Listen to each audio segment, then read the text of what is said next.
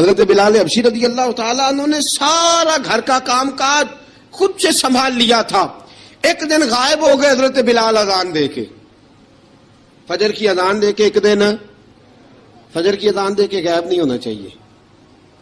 کیا خیال ہے آپ کا؟ مؤذن کو اذان دے کے غائب, اسے مسجد میں پھر رہنا چاہیے. حضرت بلال حبشی رضی اللہ تعالیٰ عنہ اذان پڑھی, غائب ہو گئے. صحابہ ڈھونڈ رہے ہیں بلال کدھر ہے, اقامت پڑھے. حضور نے فرمایا ٹھہر جاؤ, بلال آئے گا تو اقامت پڑھے گا. بلال آئے گا تو جلدی نہ کیا کرو مسجد میں. اگر 2-4 منٹ کبھی دیر ہو جائے نا نماز میں تو جلدی کوئی بات نہیں, اللہ کے گھر ہی آئے ہو نا, جلدی نہ مچایا کرو. اللہ کا گھر ہے, رحمت والی جگہ ہے. حضور نے فرمایا بلال آئے گا تو اذان پڑھے گا.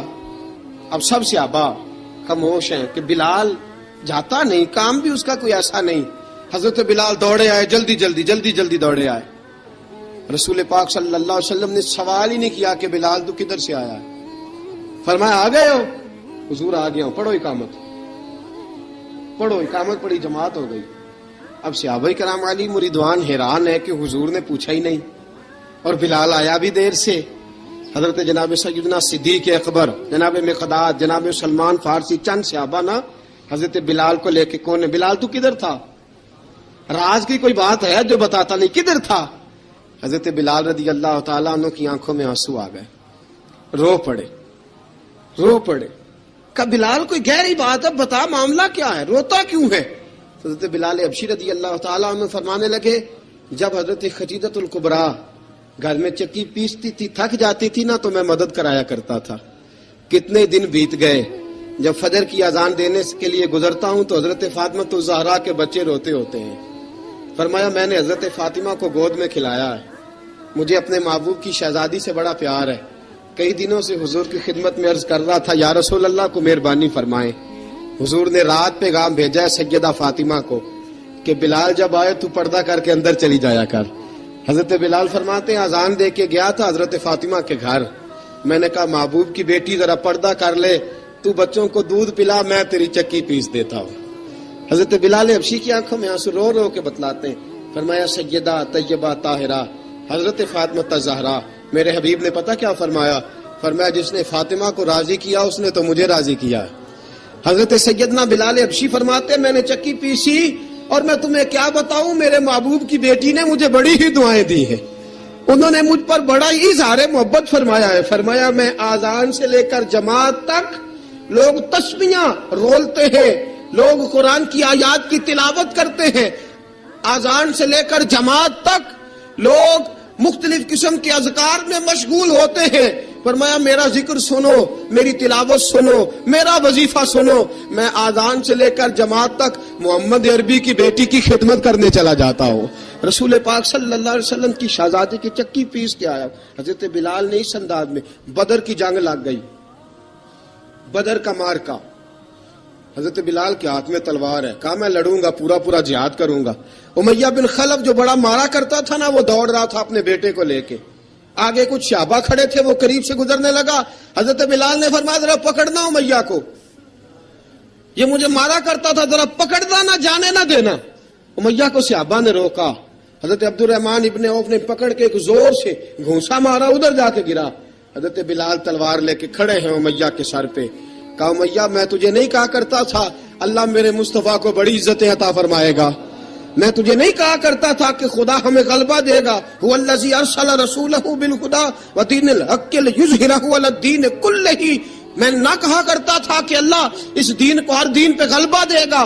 فرمایا دیکھ اللہ نے ہمیں عزت دے دی, دیکھ تو ذلیل کر دیا گیا. حضرت بلال نے مارا, گردن اڑا دی. حضرت ابوبکر صدیق پیچھے دیکھ رہے تھے, دوڑے ہوئے آئے, کہا بلال مبارک ہو, بلال مبارک ہو, آج تو تیرے سارے بدلے پورے ہو گئے. حضرت بلال نے سجدہ شکر ادا کیا. میرے دوستو بڑی باتیں ہیں جناب بلال کی کرنے والی. یہ وقت ساتھ نہیں نہ دیتا کسی کا, یہ رک جاتا ہے, یہ کہتا ہے کہ بس اب رک جاؤ, وقت ہو گیا آگے گزرنے کا. حضرت بلال حبشی رضی اللہ تعالیٰ عنہ رسول پاک کا وصال ہوا نا, حضرت بلال نے منہ سے لفظ ہی کوئی نہیں ادا کیا. کسی نے اپنا دکھڑا کسی انداز میں سنا لیا. حضرت عمر نے کہا, جس نے کہا حضور وصال کر کے گردن اڑا دوں گا. حضرت عثمان غنی نے کہا خبردار کوئی مجھے آ کے نہ بتائے کہ مصطفیٰ وصال کر گئے.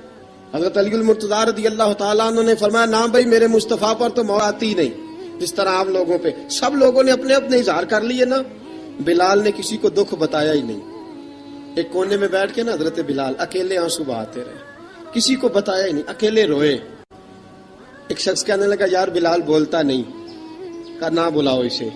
عصر کی نماز کا وقت ہوا نا تو وہ بلال جو کعبے کی چھت پہ بغیر سیڑھیوں کے چڑھ گیا تھا, وہ بلال جو کعبے کی چھت پہ بغیر کسی سہارے کے چڑھ گیا تھا, اس بلال کو کہا کہ بلال چڑھ ذرا آذان پڑھ مسجد کی چھت پہ چڑھ جا. حضرت بلال کئی بار چڑھے اور کئی بار گرے, کئی بار چڑھے اور کئی بار گرے.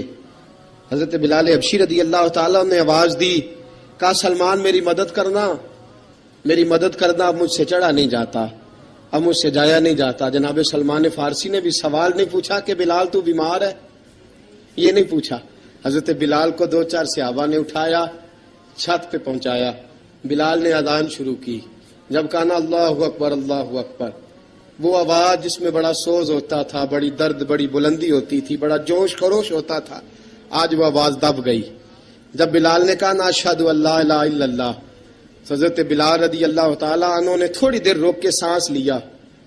جب کہا نا اشہد ان محمد الرسول اللہ, جو سارے چپ کھڑے تھے نا ان میں سے ایک بابا رو پڑا جس کا نام ابو بکر صدیق تھا.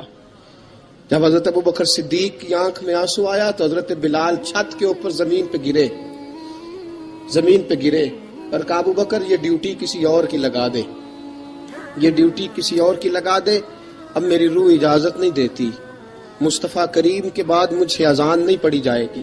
آپ نے واقعہ سن رکھا ہے کہ ایک بار صحابہ نے بلایا, دوبارہ آئے, حضور خواب میں ملے, کہا بلال تو آتا کیوں نہیں. بلال چھوڑ کے چلے گئے تھے. فرمایا اب میرا یہاں دل نہیں لگتا. ملک شام کے شہر حلب میں چلے گئے تھے, چھوڑ دیا تھا مدینہ منورہ. اب میری نگاہوں میں جچتا نہیں کوئی, جیسے میرے محبوب ہیں ایسا نہیں کوئی. حضور خواب میں ملے, آئے مدینے. حضرت بلال آخری بار, لوگوں نے کہا اذان پڑھو. کہا مجھے وہ اذان بھول ہی گئی ہے جو مجھے مصطفیٰ کریم کے زمانے میں پڑھا کرتا تھا, مجھ سے نہیں پڑھی جاتی. نہ مجھے کہو, میں کیسے پڑھوں. امام حسن اور حسین نے آ کے دامن تھاما نا تو کہا بیٹا میں تمہاری نانی کا بھی نوکر رہا ہوں, میں تمہاری ماں کی چکی بھی پیستا رہا ہوں, مجھ سے کوئی فرمائش نہ کر ڈالنا. میں نے نوکری کی ہے اور مجھے اگر اللہ نے توفیق دی تو میں تمہارے بچوں کے پیر بھی دھویا کروں گا. لیکن امام حسن رضی اللہ تعالیٰ انہوں نے فرمایا بلال ایک بار تو اذان سنانی پڑے گی. سنائی بلال نے اذان. کوئی گھر مدینے میں ایسا نہیں تھا جہاں سے رونے کی آواز نہ آئی ہو. حضرت عمر فاروق رضی اللہ تعالیٰ عنہ اپنے زمانے میں شام گئے تو جناب بلال حبشی رضی اللہ تعالیٰ عنہ سے کہا کہ اذان پڑھو. حضرت بلال نے فرمایا میں پڑھ ہی نہیں سکتا. بڑی ہمت کے بعد اذان پڑھی اور جناب بلال نے کہا تم اگر روئے نہ تو میں اذان پڑھوں گا. رونا نہ, وعدہ لے لیا. حضرت عمر تو نہ روئے لیکن معاذ ابن جبل نے رونا شروع کر دیا. جب معاذ ابن جبل روئے تو پھر عمر بھی روئے, جب عمر روئے تو پھر بلال بھی روئے. وہ اذان اشہد ان لا الہ الا اللہ تک گئی. رسول پاک کے بعد پھر اذان اس سے آگے بڑھ نہ سکی. حضرت بلال کا وقت وصال آیا. حضرت ابو دردہ کے داماد تھے جناب بلال حبشی. حضرت ابو دردہ بہت معتبر صحابی ہیں, ان کی بیٹی حضرت بلال کے گھر میں تھی. حضرت بلال کا وقت وصال آیا تو آپ کی بیوی کہنے لگی بڑے افسوس کی بات ہے, آپ بچھڑ رہے ہیں. فرمایا افسوس نہ کر, مجھے مبارک دے, میں آج بچھڑوں گا تو جا کے رسول پاک سے ملاقات کروں گا. حضرت بلال حبشی نے, میرے دوستو, غریب آدمی تھے نا, مال تو زیادہ نہ دے سکے لیکن انہوں نے خدمت اس طرح کی. آپ میں کھنگالتا رہا کتابیں, 28-29 کتابیں میں نے کھنگالی اس ہفتے میں حضرت بلال پر. حضرت بلال کا دعویٰ ہی کوئی نہیں. پوری کتابوں میں, پوری سیرت میں کہیں کوئی دعویٰ ملتا؟ کہیں نہیں کہا میں نے یہ خدمت کی ہے. یہ دعویٰ حضرت بلال کا دعویٰ, میں غور کرتا رہا اس بات پر کہ سب لوگ دعویٰ کر لیتے ہیں نا. بعض صحابہ کے دعوے ملتے ہیں کہ ہم نے فلاں موقع پہ خدمت کی تھی, بلال بدر میں, بلال احد میں, بلال خندق میں, بلال فتح مکہ میں. بلال نے ساری خدمتیں اپنے سر, لیکن بلال کا دعویٰ حضرت بلال نے اپنے منہ سے ایک بار بھی نہیں کہا میں نے یہ خدمت. عشق بہت کیا. غریبوں جان نہ چھڑایا کرو, یہ کہہ کہ جان نہ چھڑایا کرو کہ ہم کیا کر سکتے ہیں, ہم کدھر جائیں, ہم آگے بڑھو, عملی طور پہ اپنا آپ پیش کرو, رسول پاک کے عشق میں رنگ جاؤ.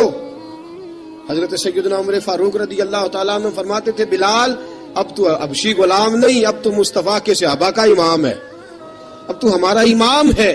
جناب بلال حبشی رضی اللہ تعالیٰ عنہ کی زندگی بتلاتی ہے کہ غریب اگر آئے اور اپنے آپ کو رنگے رسول پاک کے رنگ میں تو وہ اتنی خدمت کر سکتا ہے، اتنی خدمت کر سکتا ہے کہ کوئی تاریخ بھی حضرت بلال کو چھوڑ کے مکمل ہو سکتی نہیں. کوئی بھی تذکرہ جناب بلال کو چھوڑ کے صحابہ کے تذکرے مکمل ہو سکتے نہیں. اور جہاں جہاں بھی عشق کی داستان لکھی جائے گی پہلے بلال کا نام لکھا جائے گا، پھر بات آگے بڑھے گی. اللہ ہمیں بھی حضرت بلال کے عشق کا قطرہ نصیب کرے، ہمیشہ مدحت خیر الانام میں گزرے.